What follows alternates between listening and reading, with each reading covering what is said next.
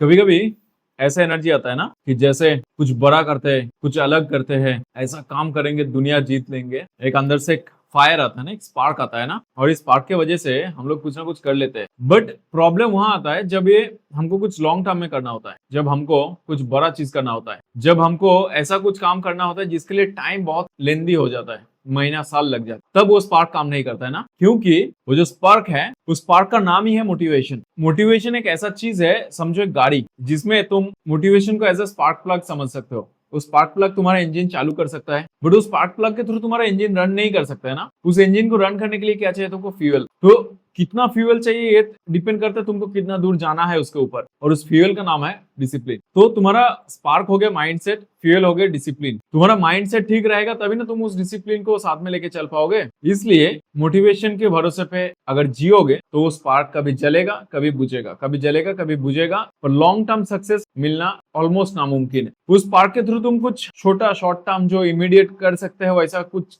चीजें कर लोगे, या फिर उस जोश में आके ऐसा कुछ कर जाओगे बड़ा काम, जैसे कुछ खरीद लिया, बड़े अमाउंट का लोन उठा लिया, ऐसा कुछ काम कर दिया जिसके वजह से तुमको इन फ्यूचर में तकलीफ होने वाला है। So that is called uncalculated decision. वो एक मोटिवेशन भी नहीं, वो एक मतलब बैड डिसीजन में तब्दील हो जाता है टाइम के साथ साथ। तो बात कुछ ऐसा है कि वही सेम चीजें रिपीटेडली करना, डेली करना, बोर हो जाना, सेम बोरिंग खाना खाना, सेम बोरिंग तरीके से काम करते रहना, रिजल्ट्स इमीडिएटली नहीं दिखते हैं, बट वही बोरिंग लाइफस्टाइल तुमको रिजल्ट्स लाके देते। बोर कौन सी चीज होता है मालूम है? जिस चीज से तुमको इमीडिएट डोपामिन रिलीज नहीं होता है, वो चीज तुमको बोरिंग लगता है। डोपामिन शॉर्ट टर्म प्लेजर वाला हार्मोन है, तो short term pleasure, short term energy, ये सब तुमको मिल सकता है डोपामिन के थ्रू, बट लॉन्ग टर्म में इसका कोई वैल्यू नहीं। इस चीप डोपामिन से हटने के लिए तुमको उस बोरिंग काम डेली करते रहना। कब तक करोगे, कितने देर तक करोगे, वो सारी चीजें तो डिपेंड करता है तुम्हारे प्रोजेक्ट के ऊपर, तुम कौन से चीज के ऊपर काम कर रहे हो, कितने देर तक करोगे, कितने महीने तक करोगे। It all depends on your end goal. एक एग्जांपल के साथ बताऊंगा। एक बंदा था जो यही सोचता था हम सबके जैसा कि जनवरी 1 तारीख को जिम ज्वाइन करेंगे, अगले महीने की 1 तारीख को जिम जाएंगे, मंडे आने के बाद जिम जाएंगे। फिर वो बंदा थोड़ा जोश में आके नया शूज खरीद लेते हैं, नया जिम क्लोथ्स खरीद लेते हैं, और फिर वही बंदा जाके जिम में मेंबरशिप भी ले लेता है, ईयरली पैकेज, क्योंकि वो चीप होता है। फिर वो बंदा जिम जाता है, पहला दिन जिम किया, थोड़ा सा बॉडी पेन हुआ, सेकेंड डे जिम किया, थोड़ा और बॉडी पेन हुआ, थर्ड दिन जैसे तैसे खुद को पुश करके जिम तक पहुंचा, बट ना है वर्कआउट करने का मन, चौथे दिन से बंदा गायब। अभी वही बंदा फिर 20-25 दिन बाद जिम में दिख गए, थोड़े दिन और वर्कआउट किया, हाई हेलो किया लोगों के साथ, फिर 2-3 दिन किया, फिर बॉडी पेन, फिर डाउन। इस तरीके से बंदे का 2-3 महीने के अंदर बंदा जिम से गायब। ठीक है, ये 2-3 महीने भी क्यों कंटिन्यू किया? क्योंकि उसको वो पैसे का फिक्र है, जो उसने 10,000, 15,000, 20,000 जो भी जिम का भरा रहेगा ना, कपड़ा खरीदा है, जूता खरीदा है, उसको जस्टिफाई करने के चक्कर में उसने 2-3 महीने जिम गया,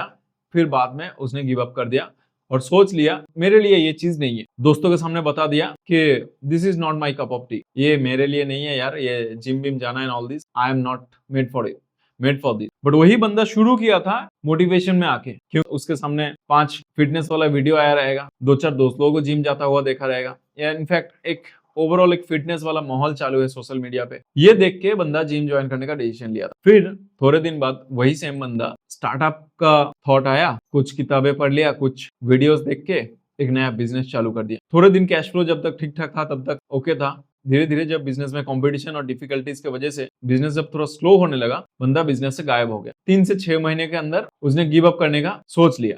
after 6 month business shut down हो गया। सो ये स्टोरी के थ्रू मैं क्या समझाना चाहता हूँ, इस स्टोरी के थ्रू मैं क्या बोल रहा हूँ वो समझ में आ रहा है? ये स्टोरी के थ्रू मैं ये कह रहा हूँ कि तुम्हें कुछ भी पाने के लिए एक सिस्टम बनाना पड़ेगा, एक दमदार इंजन बनाना पड़ेगा। उस इंजन का नाम क्या है? माइंडसेट। और उस इंजन को आगे लेके जाने के लिए तुमको क्या चाहिए रहेगा? Full tank fuel. फ्यूल भरा रहेगा बहुत सारा, इंजन अच्छा रहेगा, तो तुम बहुत देर तक, बहुत दूर तक चल सकते हो। आई नो मोटिवेशन कुछ खराब चीज नहीं है, मोटिवेशन को अंडर एस्टिमेट मत करो। मोटिवेट होना अच्छा बात है, किसी से इंस्पायर्ड हो जाना अच्छा बात है, इंस्पायर्ड होकर कुछ शुरू करना is a good thing, but inspired होके शुरू करना और इंस्पायर्ड होके शुरू करने के बाद उसको कंटिन्यू करना, ये दोनों अलग चीज है। क्योंकि शुरू करने के लिए चाहिए होता है विल पावर, यानी कि मन की शक्ति। तुम्हारे मन में कितना ताकत है, तुम उस काम को कितने देर तक नॉन स्टॉप कर सकते हो, कितने दिनों तक लगातार उसी सेम चीज को रिपीट कर सकते हो, इसके ऊपर डिपेंड करता है तुम्हारा ओवरऑल सक्सेस का प्रोबेबिलिटी। तुम्हारा प्रोबेबिलिटी ऑफ सक्सेस क्या रहेगा, ये चीज डिपेंड कर तुम्हारा विल पावर कितना है, तुम्हारा माइंडसेट कितना स्ट्रांग है। इसलिए ये वीडियो के थ्रू मैं एक ही पॉइंट प्रूव करने का कोशिश कर रहा हूँ, दैट इज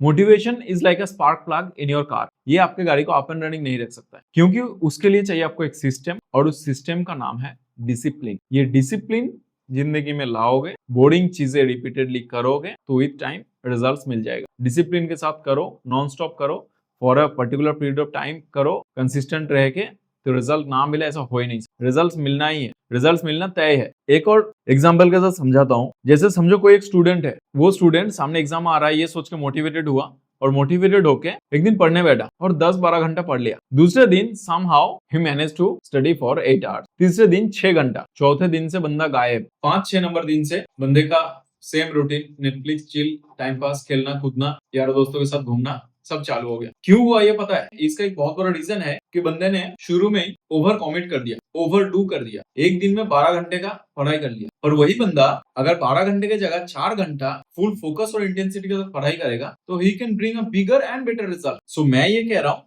कि अगले बार जब मोटिवेशन आए तो उसको आने दो, उसको रिस्पेक्ट करो, उसको वेलकम करो। वो फायर जलता रहे, वो आग जलता रहे, इसके लिए तुम एक सिस्टम बनाओ, जो सिस्टम तुम्हें point A to point B तुम्हें लेके जाए।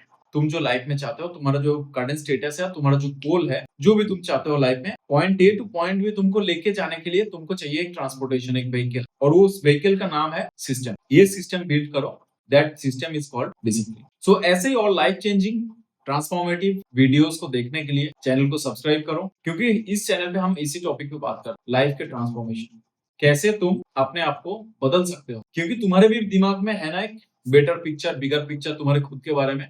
तुम चाहते हो ना कि तुम कुछ फोड़ो लाइफ में, कुछ करो, कुछ बड़ा तीर मारने का शौक है ना तुम्हें भी, तो उसके लिए इधर आना पड़ेगा, इस चैनल पे आना पड़ेगा, ऐसे वीडियोस के नीचे कमेंट करना पड़ेगा। तुम क्या चाहते हो, तुम्हारा क्या करंट स्टेटस है, और आगे जाके तुम क्या बनना चाहते हो, आगे जाके तुम्हारा गोल क्या रहेगा। मैं उन सारे टॉपिक्स को कवर करूंगा, मैं उन सारे टॉपिक्स पे वीडियो बनाऊंगा। एक कम्युनिटी बनाना है, तुम वीडियो देखोगे, वीडियोस में फ्लॉ क्या है बताओगे, कुछ पॉइंट्स मिस हुआ तो बताओगे, मैं उस पॉइंट को कवर करूंगा। क्योंकि 6 पैक सीईओ हर कोई नहीं बनता है, ना ही सबके पास 6 पैक होता है, नहीं हर कोई सीईओ बनता है। ये चैनल है तुम्हें दोनों चीज दिलाने के लिए। तुम्हें 6 पैक बनाने का तरीका भी बताऊंगा, तुम्हें सीईओ बनने का तरीका भी बताऊं, क्योंकि मैं वो स्वार्थी आदमी नहीं हूं जो सिर्फ खुद के बारे में सोचता है। मैं तुम्हें साथ में लेके चलना चाहता हूं, इसलिए वीडियो को लाइक करो ताकि मेरा भी हौसला बना रहे। ये वीडियो उनके साथ शेयर करो जिसको ये वीडियो देखने से कुछ फायदा हो सके, उनको हौसला मिले। चलो मिलते हैं अगले वीडियो पे। Till then keep hustling, keep growing and take care.